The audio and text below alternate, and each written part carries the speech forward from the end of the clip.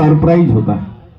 तो माझ्या घरी आला आणि परमेश्वराच्या कृपेने त्यांनी 15,000 मला तर दिलेच दिले, ते माझ्यासाठी 30,000 झाले.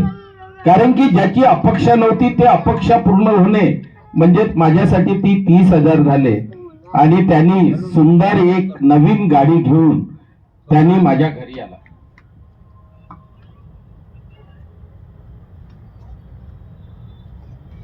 त्याने शोरूम जेव्हा की त्याची इच्छा होती की सेकंड हँड गाडी घ्यायची, पण भगवंताची कृपा झाली की त्याला शोरूम गाडी मिळाली.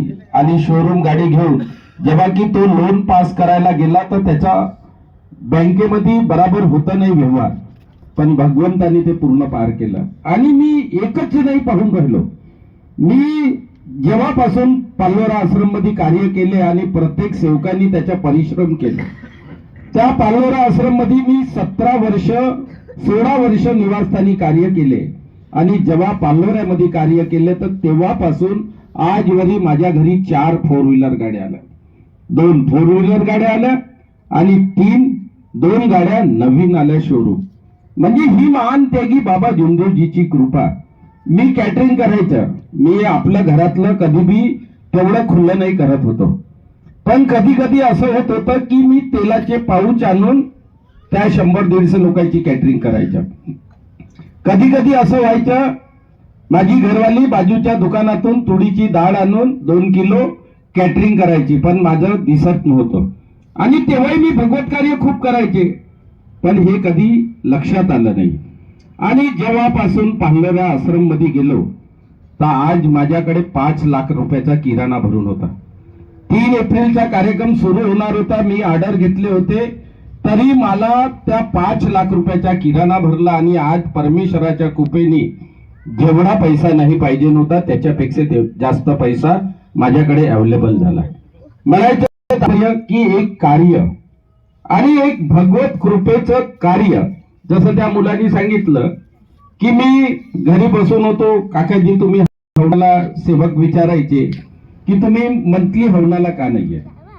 टाइम मीनी दिला, सर्व तारीख मीनी दिली, आणि मी हवनाला का नाहीये.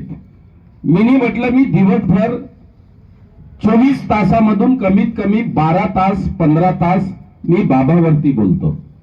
आणि असं होऊ शकते माझ्या मनामध्ये बाबांच्या बद्दल या सर्व मी कधी कधी ध्यान लावतो ना, जेव्हा बाबांवरती विचार करतो तर माझ्या त्या रूम मधून किंवा मी कधी असं चिडचिड वाटलं तर मी गाडीमध्ये बसायचं किंवा एकांत्र जागून बसायचं तर डोळ्यातल्या धारा बंद नाही होत. म्हणायचं तात्पर्य की बाबांवरती तुम्ही जीवनामध्ये जेव्हा विचार कराल की बाबा आमचे कसे कार्य केले असेल. आज एक मानव असते आणि मार्गदर्शक असते किंवा सेवक असते, त्यांना गृहस्थी मध्ये बाहेर मान त्यागी बाबा जुमदेवजी 15-15 1-1 महिना घरी नाही राहायचे आणि कार्य चालू राहायचे.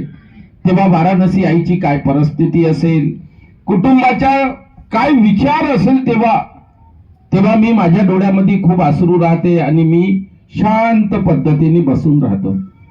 तेव्हा माझ्या जीवनामध्ये खूप काही विचार येत होता. त्या दिवशी परमेश्वराच्या कृपेने आणि प्रत्येक सेवक, मी गाडी आणायची तर माझ्याकडे पूजा करायचे, कोणी सेवक यायच्या पूजा करायच्या.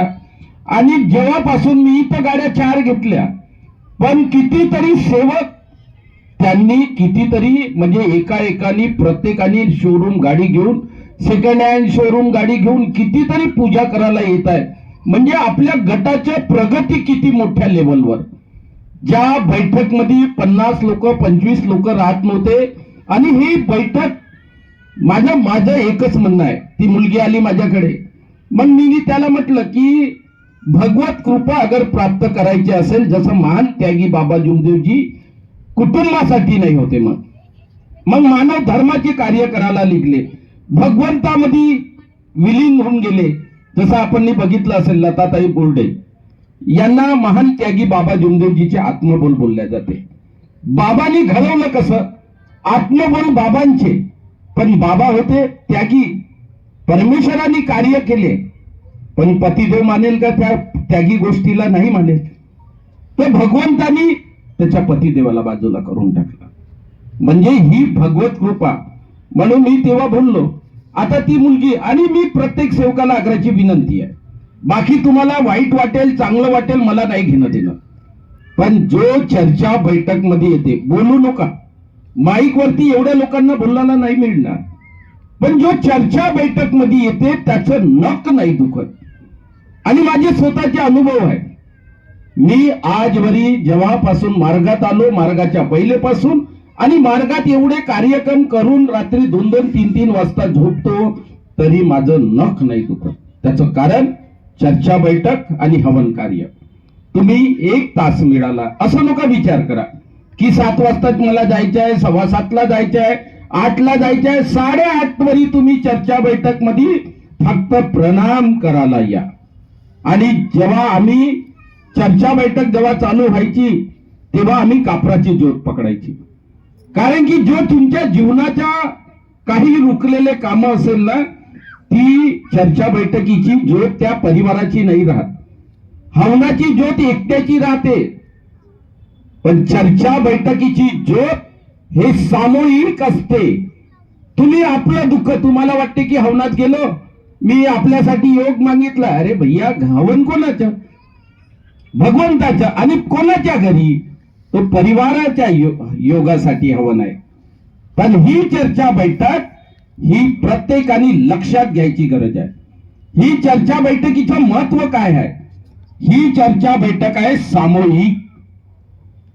आणि जेव्हा कापराची ज्योत लागते, तुमचा किती मोठा प्रॉब्लेम असेल ना जीवनात, जे काम नाही होत असेल, तुम्ही पंधरवाडी चर्चा बैठकीची ज्योत पकडा आणि भगवंताला जे मागायचे आहे ते घेऊन घ्या.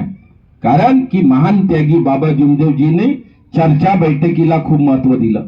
बाबा यायचे, बाबांच्या कुटुंब चर्चा बैठक मध्ये राहायच्या. आपण जसं राष्ट्रीय गीत होते शाळेमध्ये, जनगणमन अधिना, हे सर्व राष्ट्रीय गीत व्हायचं, तेव्हा काय करायचं, जसं अनाउन्सिंग झालं किंवा प्रार्थनेसाठी उभे झाले तर पटापट धावत धावत जसं म्हणलं तसं उभं होऊन जात होतो आणि ती प्रार्थनेला राहत होतो.